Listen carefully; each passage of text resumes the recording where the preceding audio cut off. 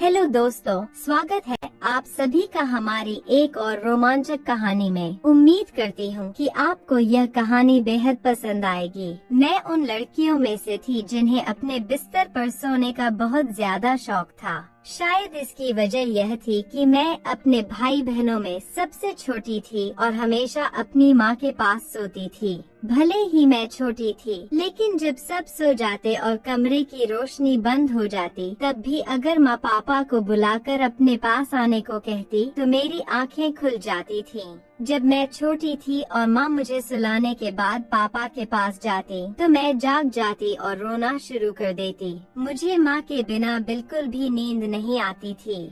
जब तक मैं माँ के चेहरे पर हाथ नहीं रख लेती, मुझे सुकून नहीं मिलता था। लेकिन जैसे जैसे मैं बड़ी और समझदार होती गई, माँ ने मुझसे कहा कि अब मुझे अपनी बड़ी बहन के साथ दूसरे कमरे में सोना चाहिए। मैंने फौरन इनकार कर दिया और माँ के सीने से चिपक गई। मैंने कहा, नहीं, मैं तो बस आपके ही पास सोऊंगी। मुझे आपके बिना नींद नहीं आती। माँ एक ठंडी सांस लेकर कहती, हट बेशरम, तुझे तो जरा भी शर्म नहीं है। उस वक्त मुझे इन बातों का मतलब समझ नहीं आता था, लेकिन जैसे जैसे मैं बड़ी होती गई, एक रात जो आवाज मैंने सुनी उसने मुझे हैरान कर दिया। उस रात मैं अचानक जाग गई और जब माँ मुझे सुलाकर पापा के बिस्तर पर गई तो मैंने कुछ अनजानी आवाजें सुनी। पहले तो मैंने सोचा कि माँ का पल्लू पकड़ लूं, लेकिन फिर चुपचाप आंखें बंद करके उन आवाजों को सुनने लगी। उन आवाजों ने मेरे कानों की लो को सुर्ख कर दिया। मैं खामोशी से आंखें बंद किए आवाजें सुनती रही और उसके बाद तो यह जैसे रोज का ही माहौल बन गया था। यह अनुभव मेरे लिए कुछ नया और अनोखा था, जिसने मुझे बहुत जल्दी समझदार और परिपक्व बना दिया। शायद इसलिए क्योंकि मैं बहुत ज्यादा सोचती थी और हर बात की तह तक जाने की कोशिश करती थी। मुझे भी धीरे धीरे शर्म महसूस होने लगी थी, इसलिए मैंने खुद ही उस कमरे में सोना शुरू कर दिया जहाँ मेरी बहनें सोती थीं। मुझसे बड़ी 3 बहनें और 2 भाई थे। समय बीतता गया और सभी शादी की उम्र तक पहुँच गए। मेरे सभी भाई बहनों की मुझसे पहले ही शादियां हो गईं। जब मेरी शादीशुदा बहनें किसी फंक्शन के लिए हमारे घर आती तो रात को छुपकर तीनों आपस में बातें करती और खूब हंसती। लेकिन जैसे ही मैं वहां पहुंचती, सब चुप हो जाती। जब मैं उनसे पूछती कि क्या बातें हो रही हैं, तो वे मुझे कहती, तुम अभी छोटी हो, सो जाओ। हालांकि मैं 18 साल की हो चुकी थी, लेकिन वे मुझे अभी भी बच्ची समझती थीं। धीरे धीरे मैं इतनी चतुर हो गई कि जब भी मेरी बहनें आती तो मैं जानबूझकर सोने का नाटक करती और उनके बीच बिस्तर पर सो जाती। फिर वे तीनों बैठकर चटखारे लेते हुए आपस में बातें करती, जो पति पत्नी के बीच रात के अंधेरे में होती हैं। मेरी तीनों बहनें हमेशा आपस में सब कुछ साझा करती थी और साथ मिलकर शरारतें करती थीं। मैं भी उनकी बातें सुनती थी और खुद को संयमित रखने की कोशिश करती थी। शादी के बाद की जिंदगी खुशियों से भर जाती है, ये बात मैं जान चुकी थी, इसलिए मेरे दिल में भी एक हलचल मचने लगी थी। मैं सोचने लगी कि काश मेरी भी शादी हो जाए, मेरा भी एक पति हो और वो मेरे साथ भी वही सब कुछ करे जो मेरी बहनों के साथ होता है। शादी के बाद ये सब जायज हो जाता है और इसमें सुकून भी मिलता है। ये सोच सोच कर मेरा दिल जोर जोर से धड़कने लगता था।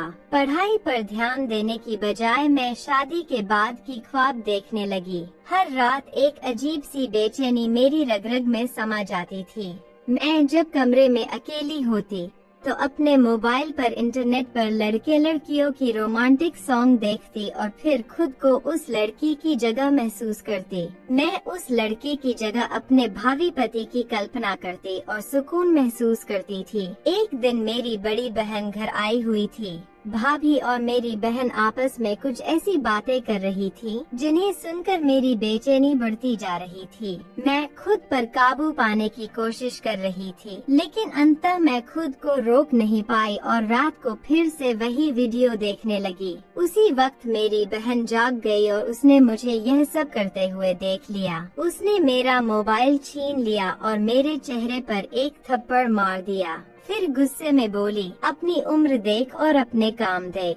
मैं समझ नहीं पा रही थी कि तू पढ़ाई पर ध्यान क्यों नहीं दे रही थी। तू तो वक्त से पहले ही इन गंदे कामों में पड़ गई है। तुझे बहुत शौक है अपनी जिंदगी में किसी का शामिल करने का। देखती हूँ सुबह माँ से कहती हूँ कि तेरी यह बेटी एक दिन तेरा मुंह काला करके चली जाएगी। इससे पहले कि कुछ और बुरा हो इसे यहाँ से चलता करो। जब मेरी बहन को मेरी इस हरकत का पता चला तो मैं बहुत डर गई। मैं रोने लगी और उससे हाथ जोड़कर माफी मांगने लगी। नहीं दीदी, ऐसा कुछ नहीं है, मैं तो बस ऐसे ही देख रही थी। लेकिन उसने मुझे खूब डांटा। अगले दिन मेरी बहन ने मुझे मेरा मोबाइल वापस तो कर दिया, लेकिन यह वादा लिया कि अगर दोबारा इस तरह की फिजूल वीडियो देखी तो अंजाम बुरा होगा। मैंने भी तौबा कर ली थी, पर जब मैं कॉलेज जाती और अपनी सहेलियों को उनके बॉयफ्रेंड्स के साथ गंदी बातें करते हुए सुनती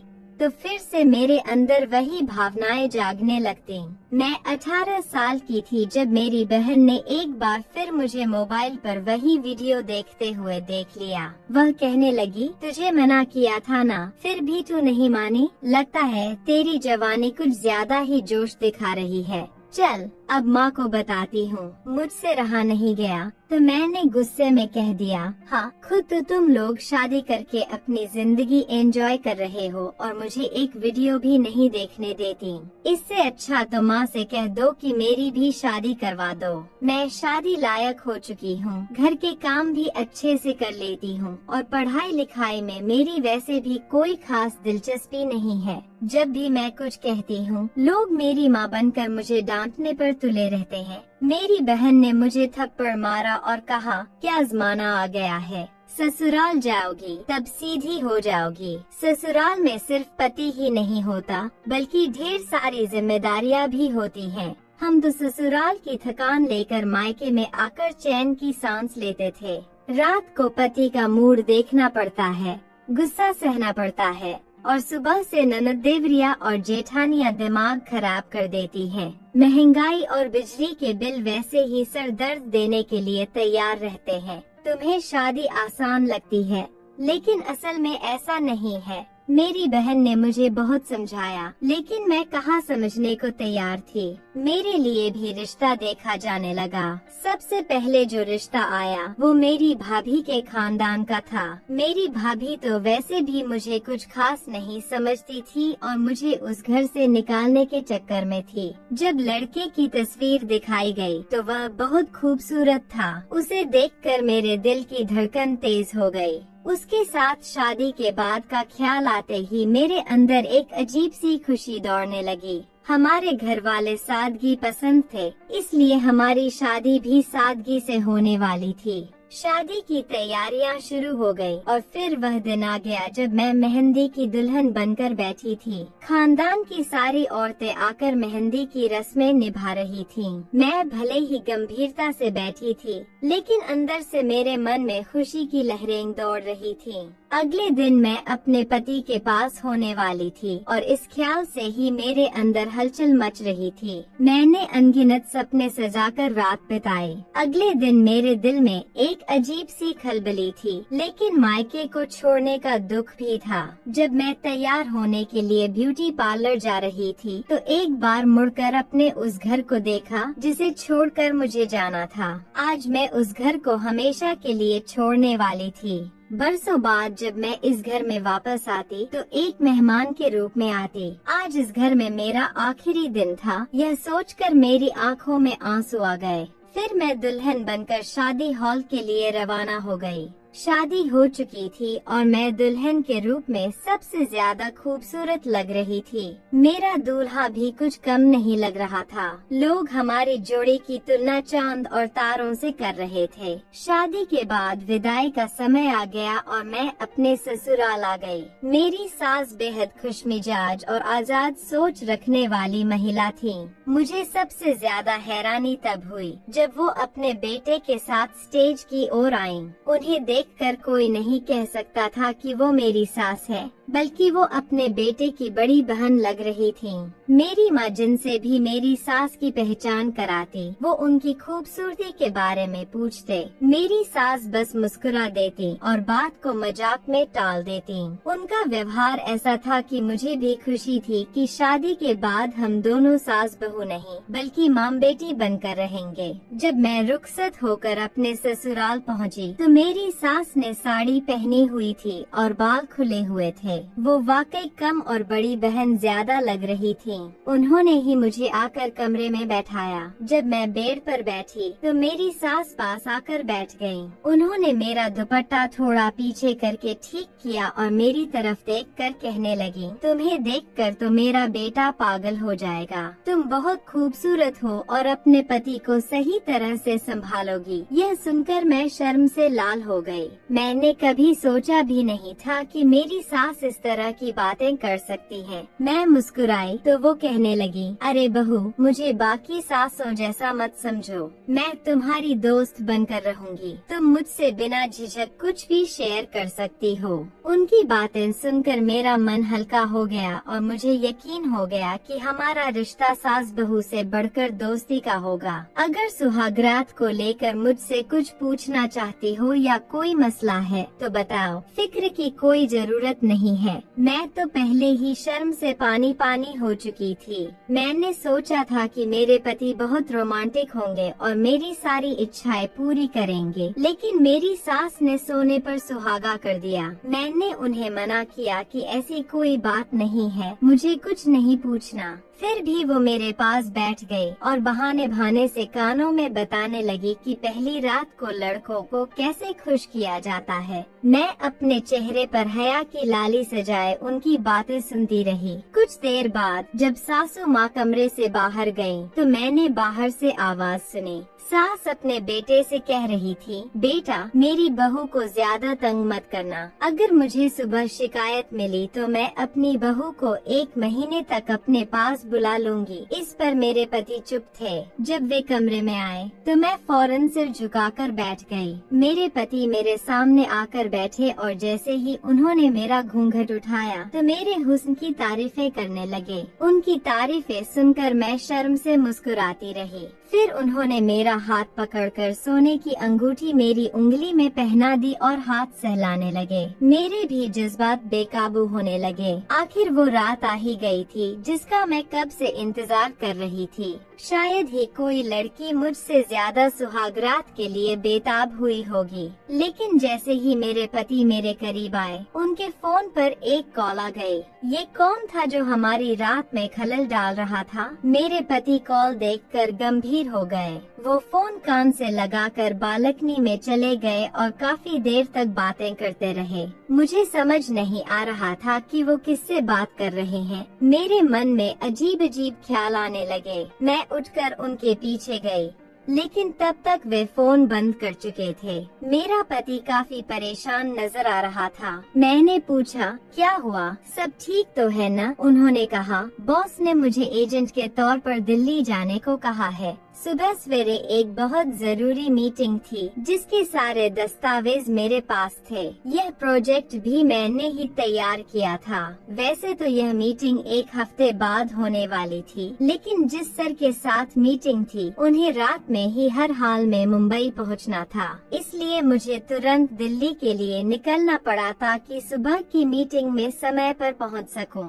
मेरे सारे अरमानों पर जैसे पानी फिर चुका था। सास ससुर भी जाग चुके थे। सास तो पहले से ही तैयार थी और ससुर ने भी ढीला ढाला सा लिबास पहन रखा था। वैसे यह मानने वाली बात थी कि दोनों अपने जवान बेटे के माता पिता होने के बावजूद खुद भी बिल्कुल जवान लगते थे। मेरी सास, जो न जाने सुबह शाम सुर्ख गुलाब खाती थी, उनके चेहरे की चमक दमक देखकर मुझे लगता था कि मानो वो किसी रानी के समान हो। जब मेरे पति ने उन्हें बताया कि उन्हें इमरजेंसी में जाना पड़ेगा तो दोनों ही चिंतित हो गए। वे कहने लगे, मत जाओ, तुम्हारी बीवी क्या सोचेगी? आज तुम्हारी शादी की पहली रात है, खास रात है, मत जाओ। लेकिन मेरे पति ने कहा, नौकरी चली जाएगी, उस रात का क्या है, हमने तो पूरी जिंदगी एक साथ गुजारनी है। मेरे पति जैसे तैसे समझाकर वहाँ से चले गए और मैं बस मुंह देखती रह गई।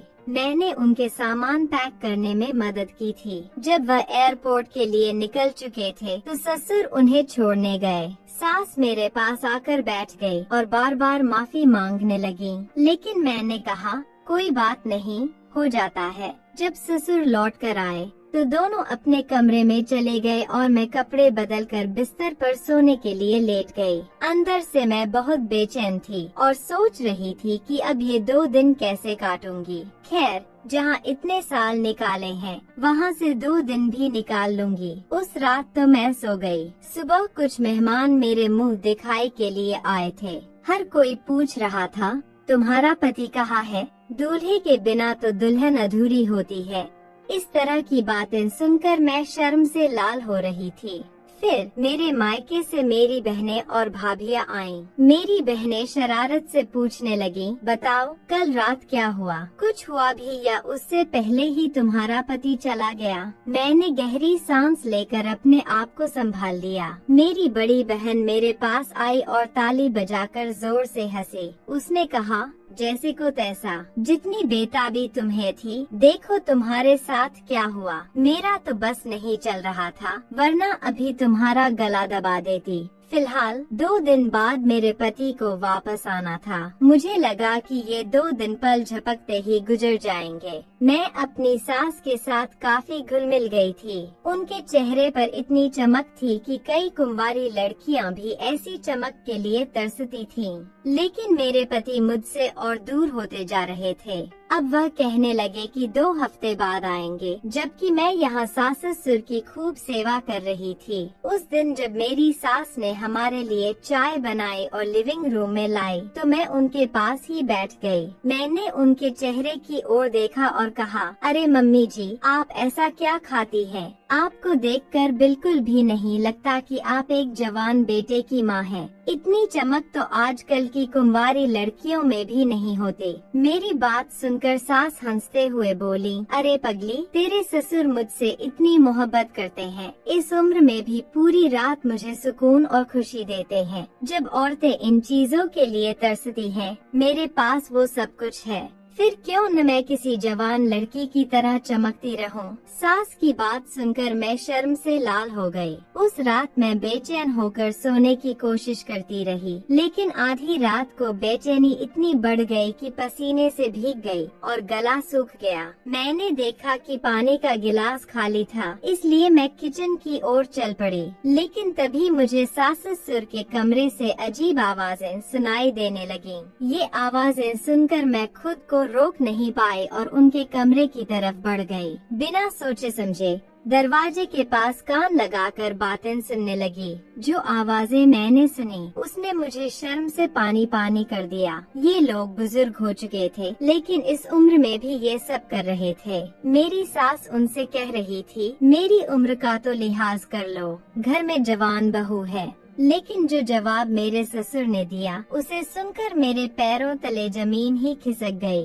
मैं बिना पानी पिए ही वापस कमरे में आ चुकी थी। काफी देर तक सोचती रही कि क्या जो मैंने सुना वो सच था या मेरी गलतफहमी थी। मेरा ससुर अपनी बीवी से कह रहा था, अरे तो क्या हो गया, वो कौन सी दूध पीती बच्ची है, वो भी तो हमारे बेटे के साथ यह सब करने के लिए ही आई है। यह अलग बात है कि बेचारी अब तक ठंडी पड़ रही है। यह सुनकर मेरे होश उड़ गए थे। मैं कभी सोच भी नहीं सकती थी कि एक ससुर अपनी बहू को लेकर इस तरह की बातें कर सकता है। सुबह जब सास ससुर कमरे से बाहर आए तो मैं उनसे नजरें मिलाने की हिम्मत नहीं कर पा रही थी। मुझे ससुर से अजीब सा डर महसूस हो रहा था, क्योंकि अब मैं उनकी नजरों का इशारा समझ चुकी थी। वो मुझे सर से पैर तक अजीब निगाहों से घूर रहे थे। जब मैंने पति से बात करने की कोशिश की तो उन्होंने यही कहा, मैं बिजी हूँ, बहुत काम है, वापस आने में समय लगेगा।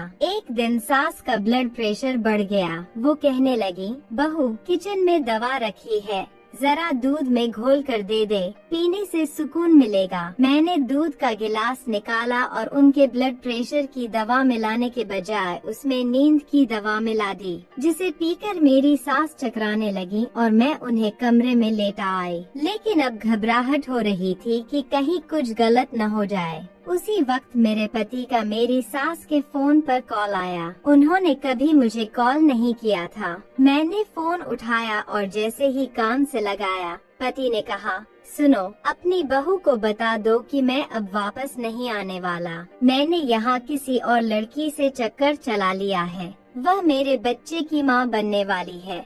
सुहागरात को भी उसी ने मुझे फोन करके दिल्ली बुलाया था। वो अमीर बाप की बेटी है और कह रही है कि अगर मैंने उससे शादी नहीं की तो मुझ पर केस कर देगी। यहाँ की पुलिस तो आप जानती हैं कितनी सख्त है। मजबूरी में मुझे उससे शादी करके उसके बच्चे को अपनाना पड़ेगा और बदले में मुझे करोड़ों की जायदाद भी मिल रही है। फिर भला क्या रखा है आपकी उस बहू में। बहुत जल्द मैं आप दोनों को भी यहाँ बुला लूँगा। सुकून की जिंदगी गुजारेंगे। बस किसी तरह इस नालायक बहू से पीछे छुड़ा लें। यह सुनते ही मेरे पैरों तले जमीन खिसक गई। सारे सपने मिट्टी में मिल चुके थे। मैं अपनी सास को उस हालत में छोड़कर घर लौट आई। रो रो कर मैंने अपने माता पिता और भाइयों को सब कुछ बताया। वे तुरंत मेरे ससुराल पहुँचे और जमकर बहस हुई। मेरे सास ससुर ने यहाँ तक कह दिया कि एक बार जायदाद हमारे बेटे के नाम हो जाए, फिर हम उसे भी छोड़ देंगे और रिया ही हमारी बहू रहेगी। लेकिन मेरे पिता ने साफ मना कर दिया। कुछ सालों बाद अदालत में केस चला और मेरा अपने पति से तलाक हो गया। कम उम्र में ही मैंने ये सब झेला। मेरी बहन सही कहती थी कि शादी के बाद बहुत कुछ ऐसा होता है जो एक लड़की की जिंदगी को पूरी तरह बदल देता है। जो मैं कभी हंसमुख, चुलबुली और भावुक हुआ करती थी, अब खामोश रहने लगी थी। अब मेरी उम्र 25 साल हो चुकी है। मेरे लिए कई रिश्ते आते हैं, लेकिन मर्दों पर से मेरा भरोसा पूरी तरह से उठ गया है। शादी का नाम सुनते ही मेरा दिल डर से कांप उठता है। आपको क्या लगता है, क्या मुझे शादी कर लेनी चाहिए या मर्द जात वाकई भरोसे के काबिल नहीं है? अगर मुझे फिर से धोखा मिला तो? दोस्तों, यह थी मेरी कहानी। आप क्या सोचते हैं इस बारे में? हमें कमेंट में जरूर बताएं। अगर आपको यह कहानी पसंद आई हो तो इसे लाइक करें, शेयर